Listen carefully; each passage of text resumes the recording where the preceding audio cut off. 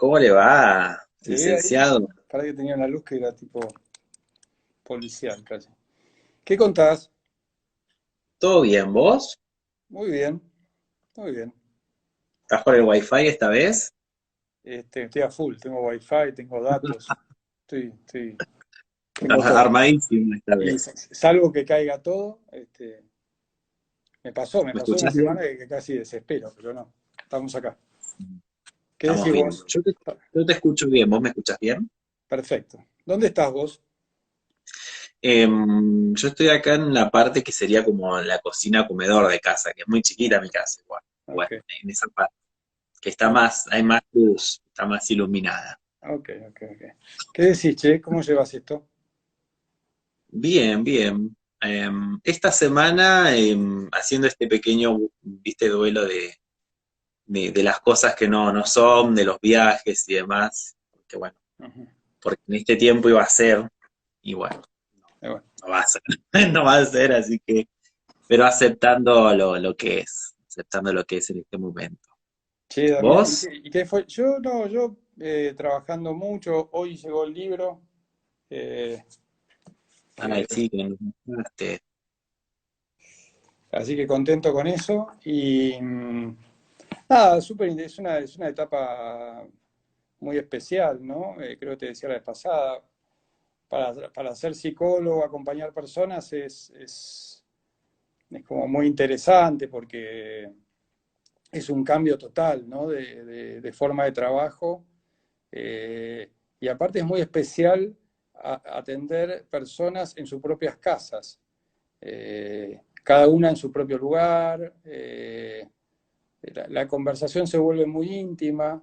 Creo que también al estar todos como muy atravesados por esta situación, en algún aspecto, también hay una necesidad de conversación, de contacto, de cercanía, de contar cómo estás, de contar lo que te pasa.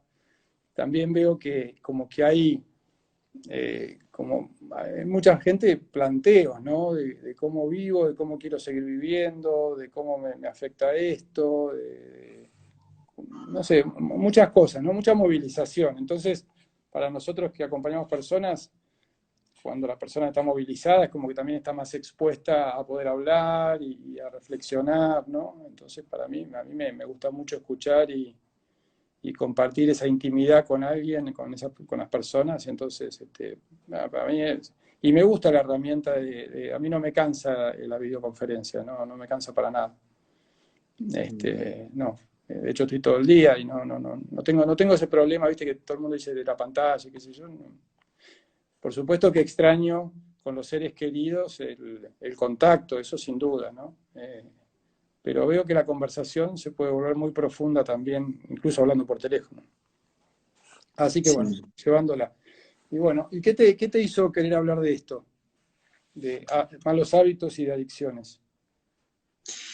Bueno, primero, viste que estamos como, que estoy hace no sé cuánto, ya vamos, 2 meses haciendo esto de los viernes, que bueno, hoy por única vez es jueves, pero por excepción, de poder conversar así en un ambiente distendido sobre diferentes temas que hacen a la realidad, Ujú. eh, que son de interés o que le pueden ser pensaba en este momento como de un poco, no sé si salvavidas o viste como de patearle un centro quizás a alguien que está en casa atravesando esta realidad a nivel familiar o personalmente, y quizás poder abrir otras perspectivas, tanto Ujú. desde la psicología como desde la espiritualidad.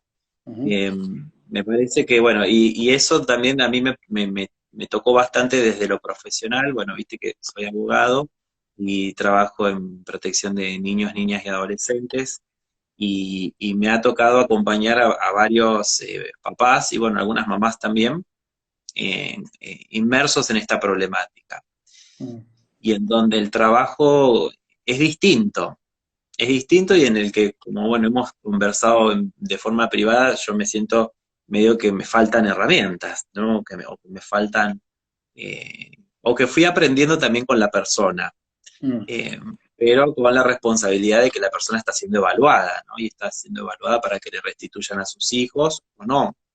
claro. Entonces, pero como mucho esto de al escuchar, bueno, empezar a como a percibir lo que la persona está viviendo en ese momento, lo difícil y la necesidad de esto, ¿no? De escuchar, de acompañar el proceso como viene saliendo.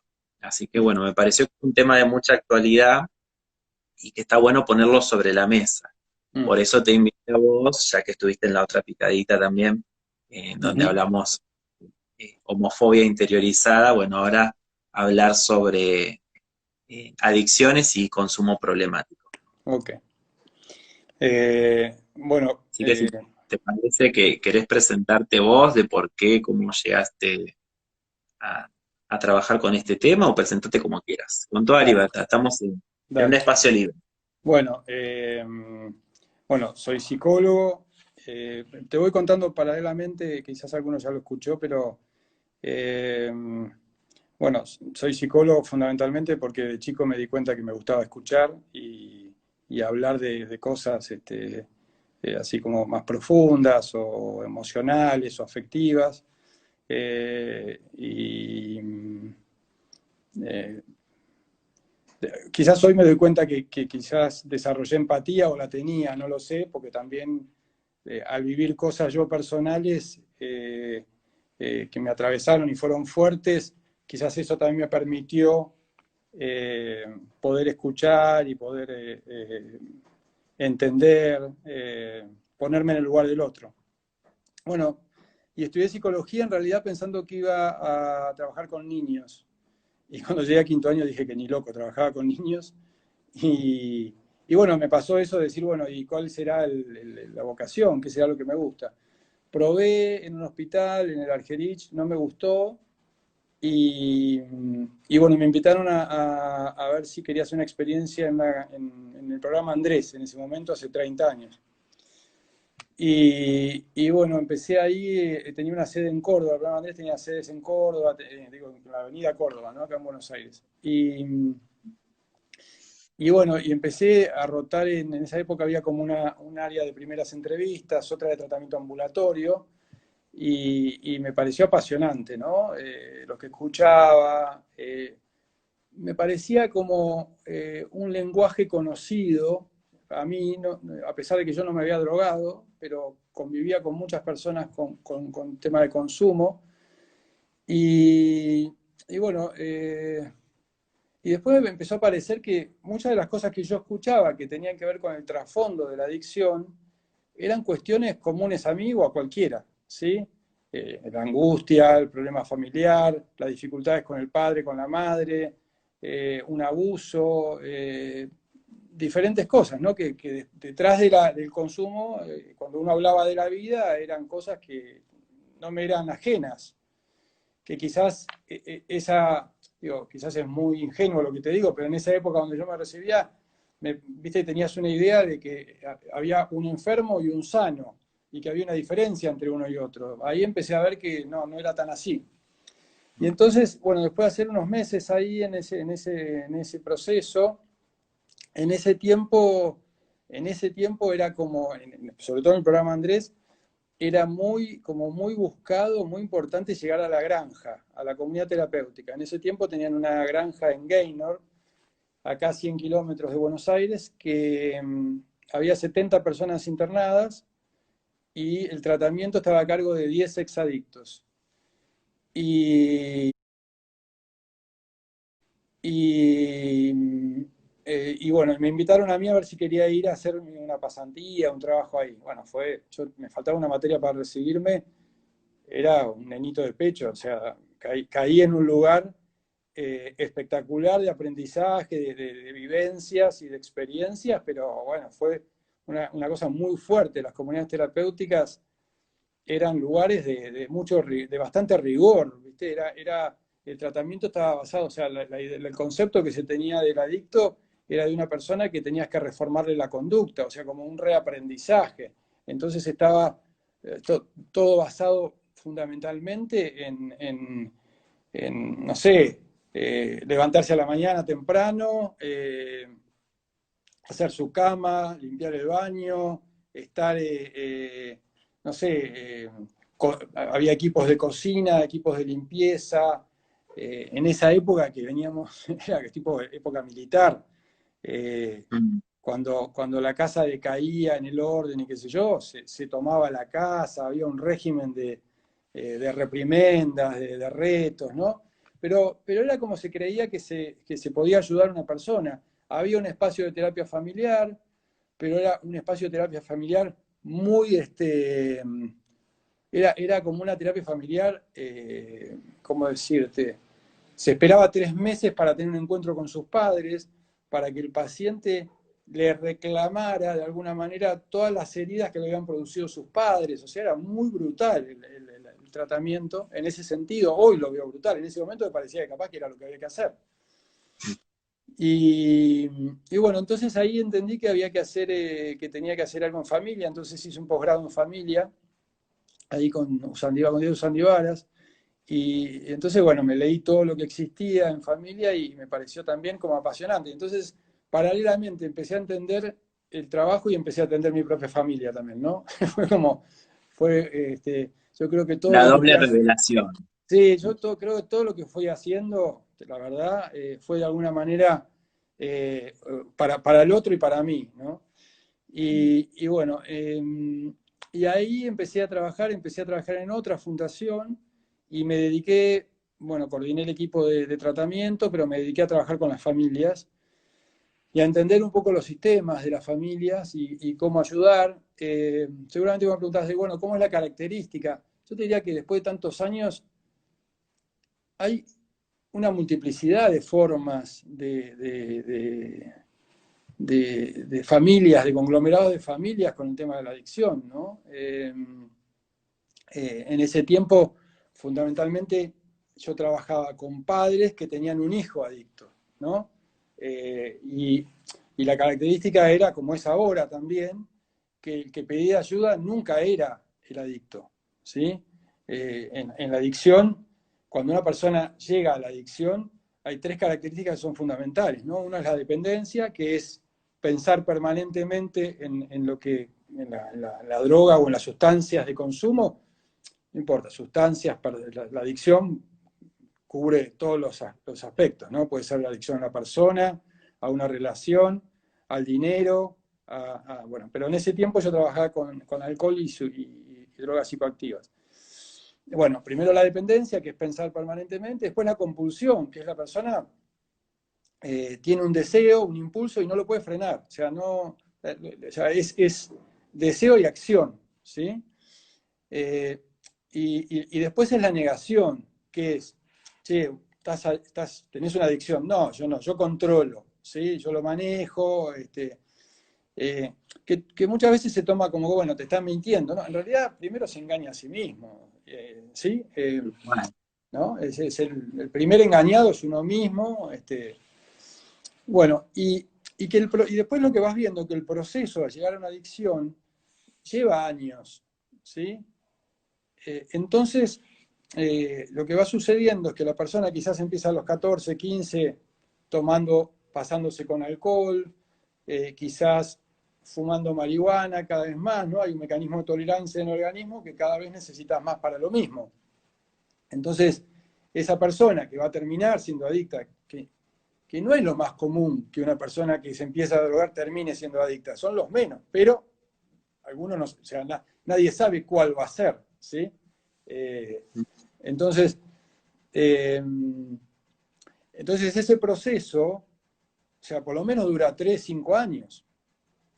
Y en ese proceso de llegar a la adicción, eh, la persona va perdiendo vínculos sanos, va perdiendo quizás escolaridad, va perdiendo trabajos, credibilidad, va perdiendo confianza, ¿sí? Entonces, cuando llega al tratamiento, no es solamente dejar de consumir, que es muy difícil, ¿sí? Es difícil salir del circuito de la dependencia.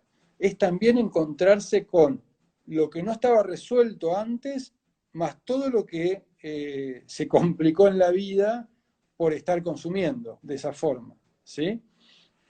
Entonces, bueno, En ese proceso, bueno, después de que hice eso de familia, yo me fui a Uruguay a dirigir una fundación y ahí abrimos varios centros. Entonces yo ya llevaba tiempo de trabajo y lo que veías era que me había ido a capacitar a Estados Unidos. Ahí tuve una muy buena experiencia que en las comunidades terapéuticas había una integración de NA o de alcohólicos anónimos que iban también a la comunidad terapéutica, porque vos decime si voy demasiado rápido o si. No, no, no, se entiende perfecto.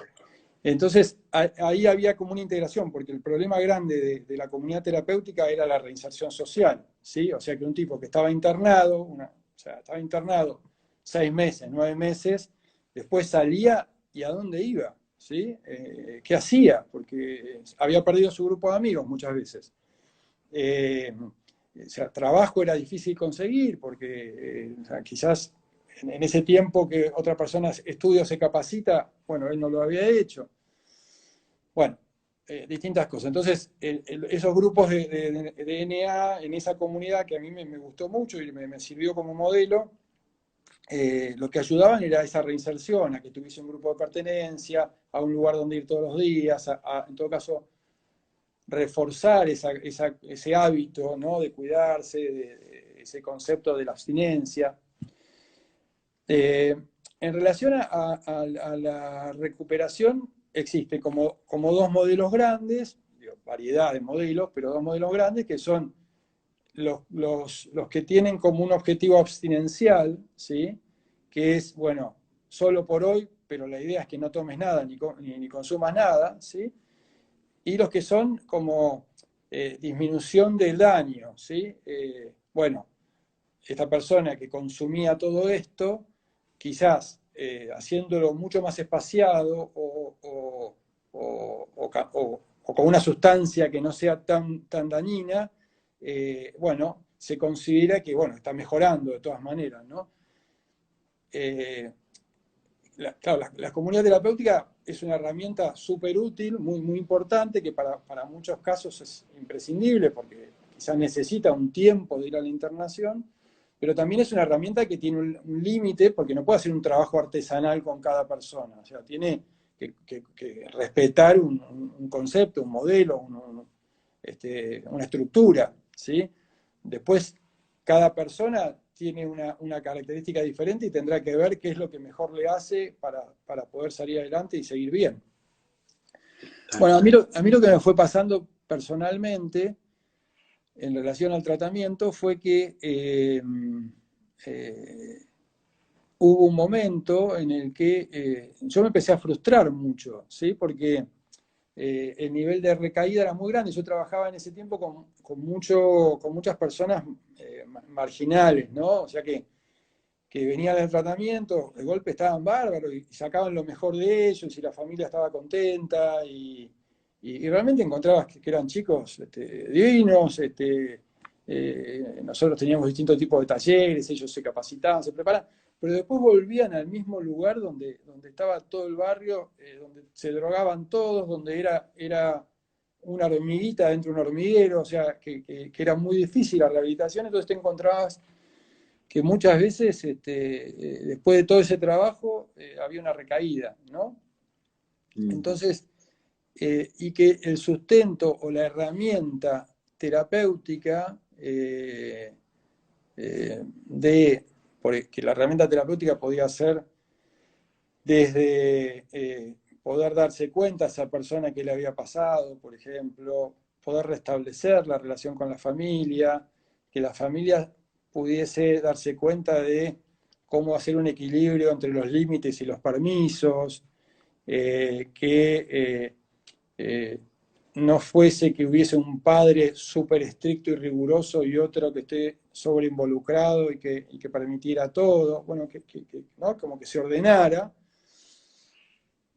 Pero bueno, esa era la herramienta terapéutica y toda la parte de qué sé yo, de cambio de conductas y de hacerse cargo de sí mismo, qué sé yo veía que eran importantes, pero que de todas maneras pasaba que después eran casi vacías cuando llegaban a encontrarse un día, 2 días, 3 días, 5 días, con la soledad, con, con la, Mm, con la tentación, ¿sí? Eh, con la tentación, porque ¿viste? Hay dos cosas que te dirigen a la recaída, el sentimiento de soledad y el entusiasmo, ¿viste? Como que ahí perdés un poco los límites, y de golpe, claro, tenés 18 años, 20 años, 25 años, te invitan a un cumpleaños, te invitan a una fiesta, y es más difícil en un ambiente donde todos toman, vos abstenerte, bueno. Entonces, bueno, eh, y ahí en ese tiempo comienza a venir a la comunidad que yo dirigía, un chico que era el hijo de Inés Lanús, que era un chico que en ese momento era misionero, y empieza a acompañar a un paciente que estaba internado conmigo. Y yo empecé a ver que había algo diferente en él, ¿sí? Como era un chico divino, de la barra brava de River, pero era muy macanudo. Y ya fuera de la comunidad eran de una manera, en la comunidad realmente sacaban lo mejor, ¿no? Y su sensibilidad y sus ganas de estar bien. Pero bueno, empecé a encontrar otra, no sé cómo decirte, otra forma. otra forma, otro posicionamiento, otra confianza, ¿sí? Una serenidad, ¿sí? Mm, Yo no era religioso, de hecho no soy religioso, pero me empecé a dar cuenta que había algo ahí, ¿sí? Y no sé si era la forma de escucha, ¿sí? A veces los psicólogos escuchamos de una manera como que tenemos que encontrar una solución, o muy proactiva, o muy buscando el problema. Y quizás yo lo que empecé a encontrar en esta forma de escuchar de este chico era que no buscaba soluciones, buscaba acompañar, y le buscaba dar la confianza a la persona de que se lo podía escuchar, y que podía tener un momento de silencio, y que lo podía ayudar a conectarse consigo mismo, eh,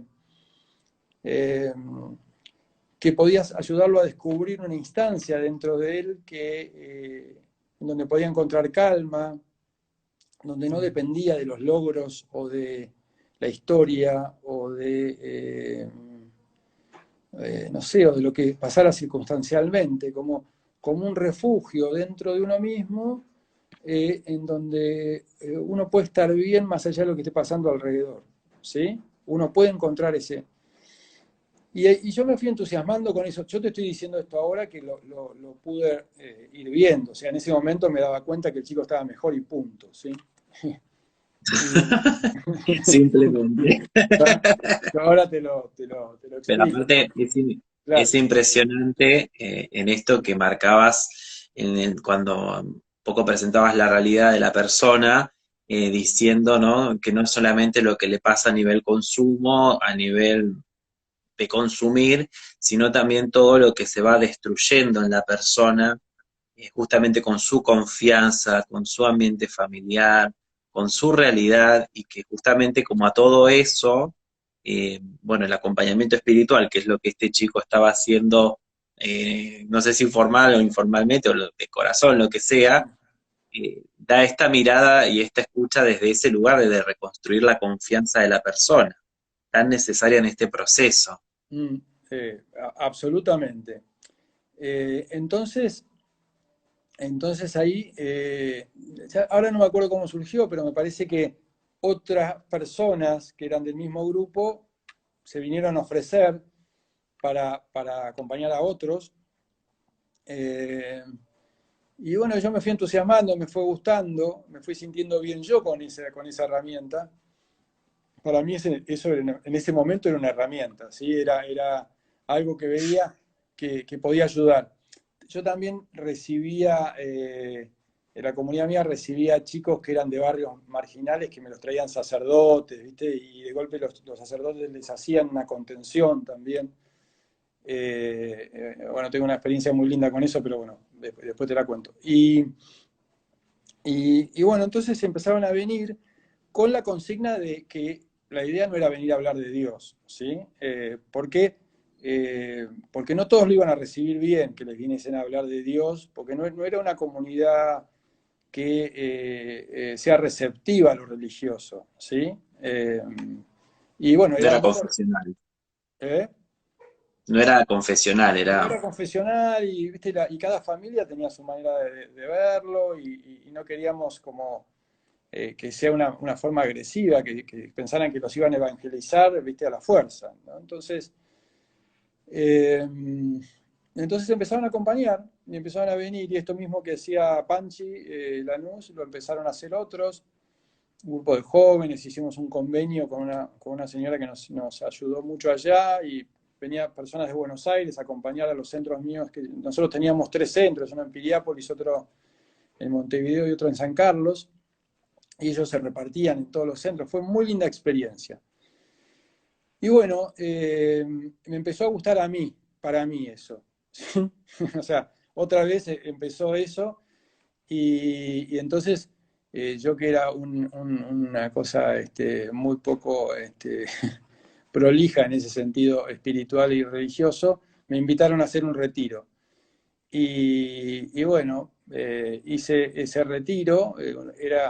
Vos pensás que trabajar con comunidades terapéuticas es tan adictivo como la sustancia casi, porque trabajás todo el día, todo el tiempo, no hay un lunes, o sea, yo hacía guardias, o sea, mi forma de tratamiento era, o sea, mi forma de trabajo era totalmente poco ortodoxa. Yo dormía, o sea, me llevaba el pijama para hacer, o sea, guardias, ibas un domingo, salías a correr con los chicos, o sea, el trabajo en la comunidad terapéutica es apasionante porque salís del rol del psicólogo que está observando, ¿sí? Jugás al vóley, jugás al fútbol, entonces era muy apasionante el trabajo, pero bueno, eso me llevaba todo el tiempo, ¿no? Entonces yo necesitaba una pausa, necesitaba yo serenarme. Y bueno, cuando me invitan a hacer el retiro yo me lo tomé como vacaciones. Dije que bueno, me tomo una semanita en Buenos Aires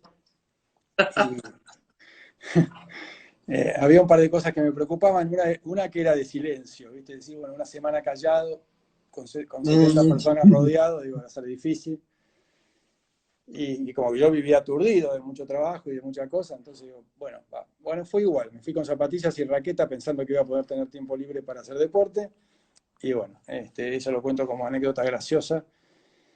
Y bueno, y me encontré me encontré con eso que te pude describir antes, ¿no? Al principio lo vi como algo raro, la gente hablaba en un idioma que para mí era totalmente inaccesible, extraño, me parecía gente, la verdad que de otro planeta, pero los veía sonreír, ¿no? Entonces digo, bueno, la verdad que la están pasando mejor que yo.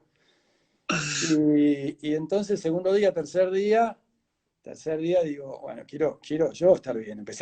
Ahí empecé a darme cuenta de la cantidad de cosas que yo tenía bajo la alfombra, ¿no? Y bueno, fue una experiencia muy linda, muy fuerte, en donde yo encontré eso que te decía antes, ¿no? Ese espacio interno, eh, como si descubriese que tuviese una vida interior, que uno le puede decir Dios, otro le puede decir espiritualidad, otro le puede decir niño interior, no sé, digo, cada uno podrá describirlo Ponerle un nombre. y ponerle el nombre o la realidad o la verdad que crea, ¿sí? Yo descubrí que existía eso y a partir de ahí me cambió totalmente la forma de trabajar y de vivir, ¿sí? Fue un proceso paulatino de estos 20 años, pero me ayudó. Entonces, ¿qué te quería contar? Entonces yo lo que me empecé a dar cuenta es que pudiendo ayudar a la persona a encontrar ese espacio interno, el volver a ese barrio o volver a su casa o volver a ese lugar ya era distinto. ¿Entendés? Era de una profundidad diferente la posibilidad de encontrarse a sí mismo. Ya no dependía de un acto psicológico bueno, me di cuenta que mi papá es tal cosa, mi mamá tal otra. No, o sea, o sea, era un refugio interno al que uno puede recurrir, que todos podemos recurrir, ¿sí? Que te da serenidad, que te da paz, que sabes que o sea, por supuesto que por momentos te vas a angustiar y poner intranquilo, pero que si te tomás el minuto, viste, de respirar y qué sé yo, sabes que vas a poder, que sea lo que sea, vas a poder pasarlo, que tenés esa fuerza interior, ¿sí? Entonces, bueno, a partir de ahí, bueno, mi trabajo cambió en ese sentido y en la escucha, o sea, yo dejé de ser una persona como psicólogo de todo el tiempo buscar soluciones, buscar en qué fallaba la familia, eh, o sea, de marcar lo que estaba mal. Yo había coordinado grupos de padres, o sea, tenía mucho laburo encima de ver familias, de ver personas, de qué sé yo. Y entonces creo que a partir de ahí me puse como muchísimo más empático en el trabajo, de no juzgar, de poder recibir, de dejar de poner el dedito donde estaba mal, y bueno, de comprender. También me empezó a gustar más, a sentirme más cómodo con salir de la estructura institucional, ¿sí? Y comenzar a trabajar con personas desde un lugar, lo que te decía antes, más artesanal, ¿sí? Más a medida de la persona que está viniendo a trabajar y a recuperarse, entendiendo que quizás hay tiempos para llegar a darse cuenta cuál es la mejor forma en que esa persona puede salir. Quizás empecé a trabajar también con personas más adultas, con problemas de consumo, ¿sí? Eh, y entendiendo que de todas maneras es importante el desarrollo de un tratamiento psicológico, el trabajo de la familia, ¿no? Que puede hacer para eh, darse cuenta, un poco hacerse cargo de qué conductas también, de qué formas, de qué tipo de comunicación son necesarias modificar, también darse cuenta de que a veces muchos adictos están al lado de un codependiente, ¿sí? De una persona que de alguna forma en paralelo también desarrolla y forma parte de esa dependencia, ¿sí? Típico ejemplo, ¿no? Del hombre, la mujer, del hombre que es alcohólico, que se gasta toda la plata, y la mujer que recoge y que hace todo, ¿entendés? Y entonces nunca llega ¿entendés lo que te quiero Se va decir, no? retroalimentando, Como se que va se van retroalimentando. retroalimentando, ¿no? Entonces, el poder darse, y de mucha variedad de esas ¿no?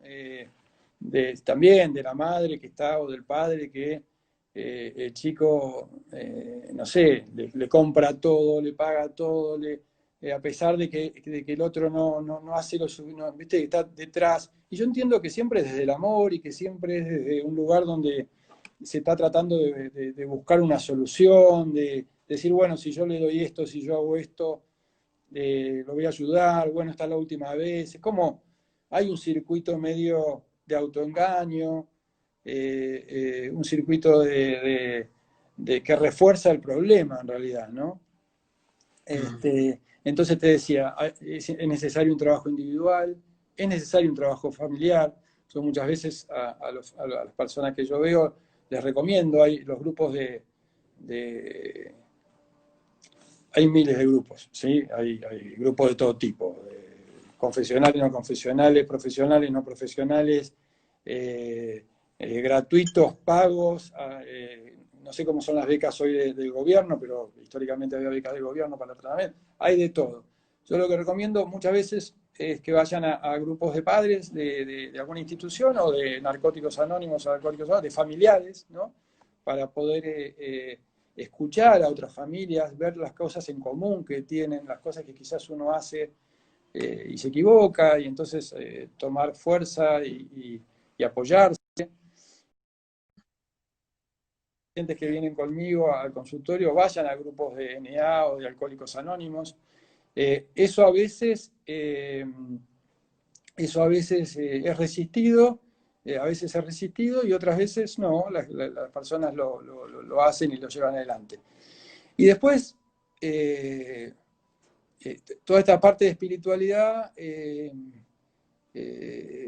trato de trabajarla o recomiendo que hagan algún tipo de experiencia desde la meditación a la oración, ¿sí? De acuerdo sea la persona su sistema de creencias, y trato de respetar mucho el sistema de creencias, pero ese espacio de intimidad es importante desarrollarlo, ¿sí? Porque en la vida esa persona, como todos nosotros, va a encontrarse con un montón de momentos en donde el deseo de volver a consumir va a existir. Y en ese momento va a ser ella misma con su intimidad, ¿sí? En donde va a encontrar el recurso. Seguramente va a tener que aprender a que a ciertos lugares no va a tener que ir, que ciertas cosas en su casa no va a tener que tener, que ciertas personas es mejor que no estén al lado, pero el recurso está acá. El recurso es interno y es de poder, o sea, serenarse y decir, bueno, está, eh, puedo yo mismo contenerme a mí mismo, ¿no? Mm. ¿Ahí Sí, y tomo es el algo? más, Me estoy parando a hablar. y es el recurso más desafiante porque justamente es esta respuesta o esta herramienta o recurso que está dentro de uno, no está afuera, como que no viene esta ayuda de afuera, sino que viene de dentro.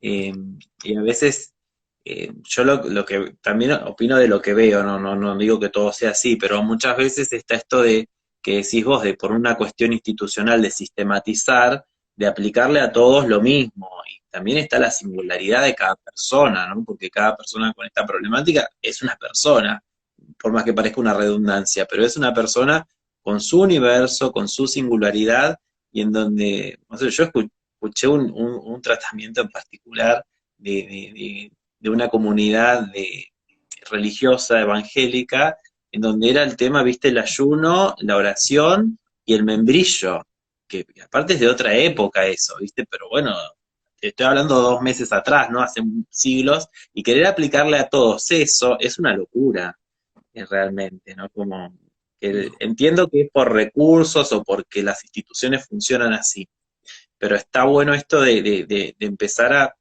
porque también acompaña la idea de un proceso acá, ¿no? ¿No? En donde ellos están inmersos en un proceso que tienen que atravesar y que va a tener tonalidades distintas. Sí, bueno, eh, en la época, un poquito antes de que yo empecé a trabajar, las primeras comunidades terapéuticas, las medidas de sanciones para que la persona, premios y castigos, ¿no? Como era antes, eran durísimas, ¿no? Eran te mando a cortar el pasto con la mano, con los dedos, o te rapo, ¿sí? Era como una cosa muy fuerte. Eso fue modificándose y hoy en Argentina hay buenas comunidades terapéuticas. Yo trabajo muchas veces, he consultado con Ailén acá, que es una comunidad que tiene toda esa posibilidad de ser profesional, a la vez tener exadictos, poder Mm. dentro del sistema eh, tratar al individuo. Pero bueno, por supuesto, hay centros que son el sistema por encima del individuo y bueno, y bueno, es así, pero bueno, hay lugares buenos para tratarse. Pero pasa que, de todas maneras, es una problemática, no sé si es muy difícil abordar la adicción. Es muy difícil. No se aborda de un solo lado. Eh, eh, vos pensás que a cualquiera de nosotros que no tenemos una adicción, ¿sí? ¿Cómo te cuesta atravesar a veces ciertos momentos de la vida?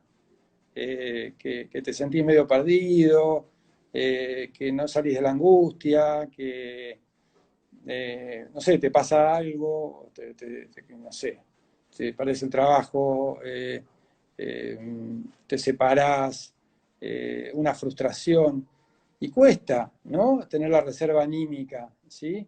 Cuando vos tenés un camino, como decirte, una ruta hecha al mal hábito, ¿sí? Al decir, yo ya sé internamente, inconscientemente, que cuando siento angustia, que cuando siento soledad, que cuando tal cosa, aburrimiento, voy y como, voy y me drogo. ¿Sí? Entonces, o ¿cuántos hay que sin llegar a considerarse adictos, ¿sí? A las 6 7 de la tarde se maman, ¿sí? O se toman su whisky, sus 2 whiskies, y después se toman su pastilla. ¿Y cuántos hay de esos malos hábitos y que por supuesto que si se lo decís se ofenden quizás, ¿no? Porque, che, aparte como, y mucho más si son los que traen el dinero a la casa, dice, ¿cómo vas a decirle, ¿no? Pero, y de eso hay un montón, o sea que, ¿y qué busca la persona en definitiva? Evidentemente busca calmarse, le cuesta calmarse por sí mismo, ¿sí? Encontrar eso que te digo, que tenemos todos, pero que quizás otro lo busca a través de una persona, una relación, una sustancia, plata o comida, o lo que se te ocurra, o juego, ¿sí? Si nos damos cuenta que está todo dentro nuestro, bueno, la cosa cambia un montón, pero cuando nos acostumbramos a que, yo muchas veces escucho, si no, no, bueno, pues yo consumo porque es tan tensionante mi trabajo, digo, tan tensionante tu trabajo, digo, obviamente que lo entiendo porque se está justificando y se está engañando, Obvio. ¿no?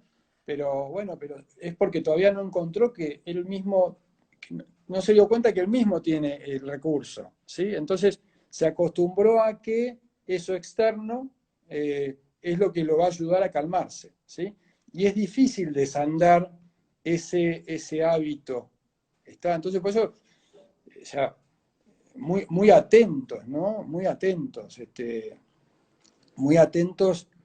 en nuestras casas a enseñarles a nuestros hijos a, eh, a poder hablar, a poder afrontar las angustias, a que no hay nada que esté mal decir desde el corazón, desde el sentimiento, a que el amor que nos tenemos va a hacer que yo pueda escucharlo, ¿sí? Que no va a servir que yo sea un rígido, que solo espere que mi hijo haga A o B, ¿sí? Y si no, lo mato, o si no, va a ser un infeliz, o si no, no va a tener posibilidades en la vida, ¿entendés? Eh, o sea, muy atentos, porque esas formas o esa persecución por ser de una manera, o que viste que hay un modelo que solo se puede ser de esa forma dentro de alguna familia, desde cualquier lugar, desde lo profesional, desde lo estético, de el cómo comportarse, o sea que no viste que hay veces que, quizás más en nuestra época, pero digo, ahora quizás hay una flexibilidad mayor, pero como eh, hay que ser así, ¿no? ¿Hay algún modelo impuesto, un mandato familiar impuesto de cómo ser El para modelo, ser feliz? claro. Y quizás Damián, también somos padres o son padres que eso lo recibieron y que quizás ellos mismos no tienen el recurso y se desesperan frente a lo diferente y a poder acompañar a una persona, o quizás tienen la experiencia de alcoholismo o de drogadicción en sus propias familias, entonces se desesperan frente a ver estas conductas. Pero bueno, estar muy atentos a eso, ¿no? A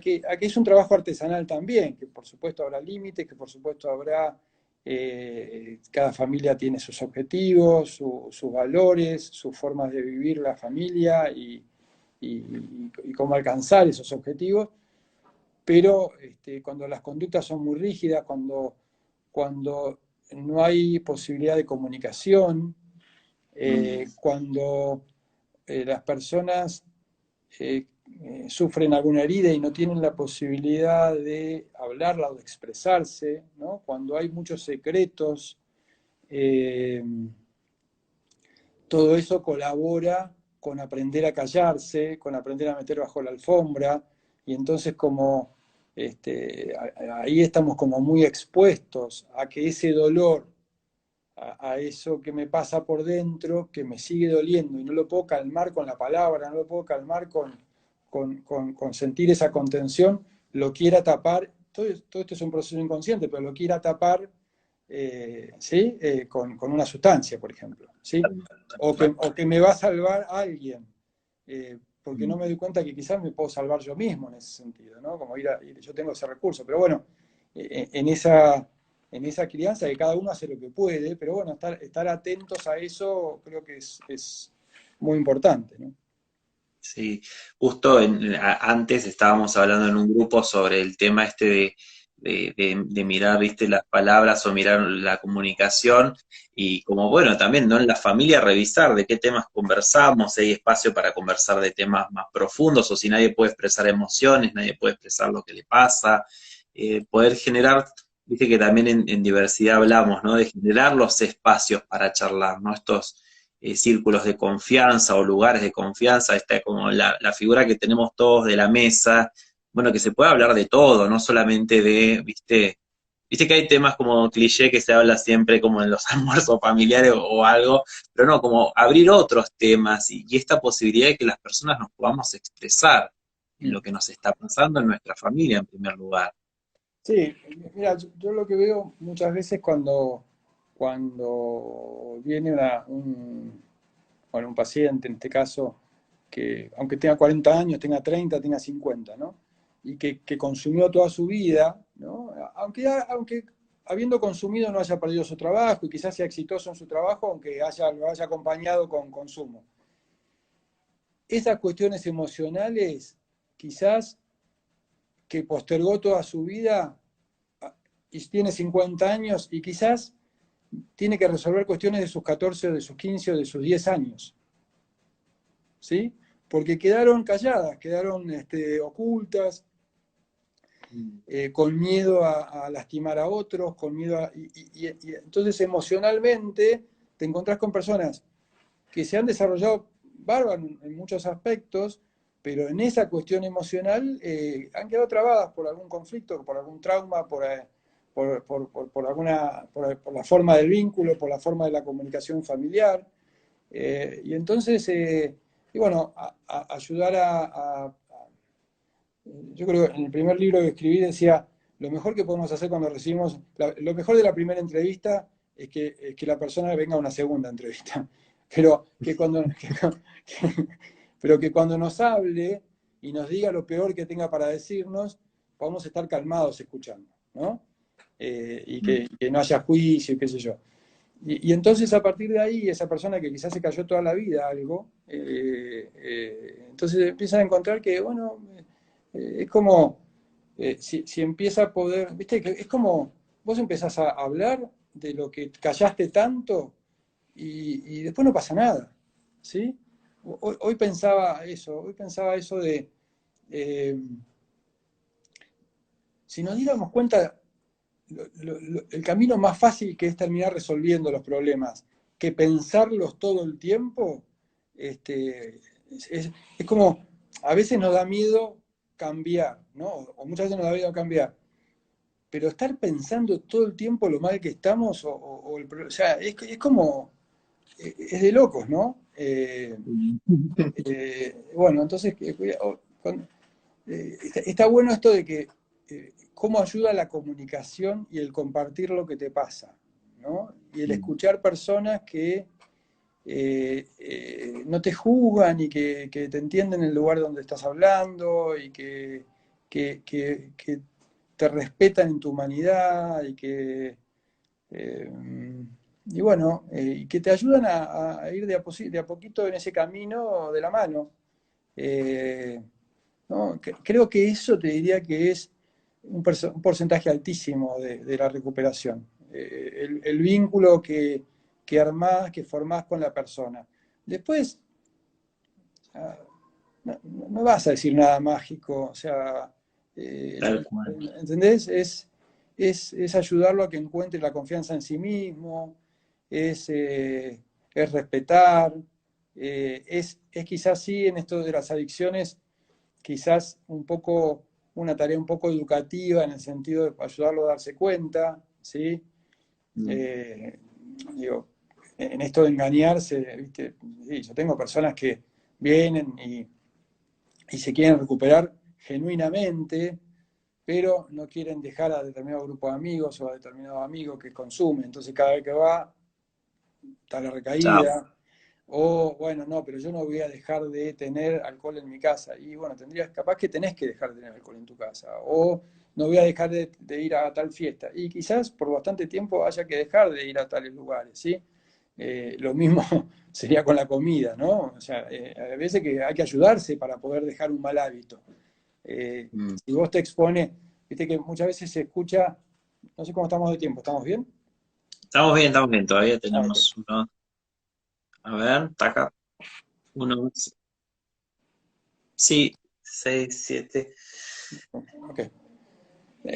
Algo que, 8 minutos. ok, 8 minutos tenemos. algo que se escucha mucho, Damián, es, bueno, pero vos, y es casi un desafío que vos escuchás, es, bueno, pero vos si realmente estás bien y ya te recuperaste, entonces podés ir a todos los lugares y estar con todas las personas y no pasa nada que haya alcohol en la mesa.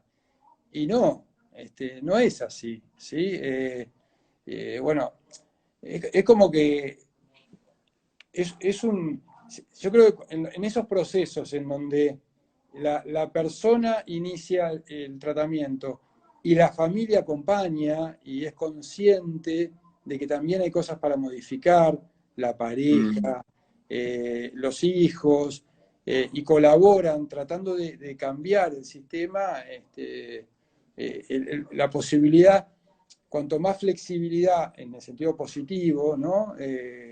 Más plasticidad, mm. la posibilidad de recuperación es mayor. Cuando hay un acuerdo entre los que forman parte de un tratamiento, cuando no hay un boicot quizás inconsciente en ese sentido, ¿no? Vos sabés Sí, que, y esta implicancia familiar que cuesta ese compromiso como de también de ser parte del tratamiento, ¿viste? Y de no entrar en la negación que también puede entrar la persona que atraviesa la problemática. vos sabés que todos los sistemas tienden a la homeostasis, ¿no? Tienden a un equilibrio, nosotros mismos internamente, ¿no? Es como el equilibrio de decir, ¿cuál es mi equilibrio? O sea, yo voy formando un equilibrio acostumbrado a hacer, a cumplir con determinados hábitos. Cuando dejo esos hábitos, quizás me siento como vacío o me siento incómodo, ¿no? Si dejo de comer algo, si dejo de ir a un lugar, si dejo de ver a una persona, es como que al principio y algo interno me quiere llevar de nuevo a seguir En con ese eso, lugar. ¿no? La familia es igual, entonces vos ves muchas veces que la persona que deja de consumir algo y empieza a cambiar, y al cambiar empieza a estar despierto de día, empieza a hablar de cosas que no hablaba, y entonces yo lo quiero a esta persona, yo no quiero que se siga drogando, pero esto me empieza a confrontar y me empieza a molestar. Entonces, sin querer el sistema, puede ser que, ¿entendés? Lleve de Sí, nuevo que te quieras llevar de vuelta al otro lugar. al otro Es lugar. terrible. Entonces, o sea, a veces hay que estar en lo individual sin duda, en lo individual sin duda, porque es, como te digo, es una huella que queda y como que el sistema es como que vuelve a esa comodidad, aunque sea la incomodidad más grande del mundo, porque en realidad es volver a un trance de vida donde te la estás arruinando, ¿no? Pero hay algo interno que uno tiene que estar, a veces no, porque va sobre rieles durante algunos días, algún momento, pero hay un momento que, no sé, frente a un cansancio un fin de semana, frente a una desilusión, frente a una angustia, y bueno, entonces de nuevo me como la ladera, de nuevo me emborracho, de nuevo voy y me fumo todo lo que no me fumaba, ¿entendés? Entonces ahí son momentos donde, bueno, encontrar el registro interno, ese espacio interno, tener unas buenas personas alrededor para pedir ayuda, saber acompañarnos, empezar a encontrar hábitos que nos sirvan, no sé, correr, hacer deporte, tener actividades que sean sanas en el sentido de que nos eviten en ese momento donde trastabillamos de no caer en ese consumo, ¿no? De evitar esa recaída o esa vuelta al consumo.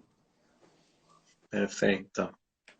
Bueno, Agus, ya es una hermosa conversación fue esta, una hermosa picadita. Es un tema que da para muchísimo más, pero bueno, te agradezco tu generosidad de participar de vuelta de este espacio. si tocamos los botoncitos bien va a quedar grabada.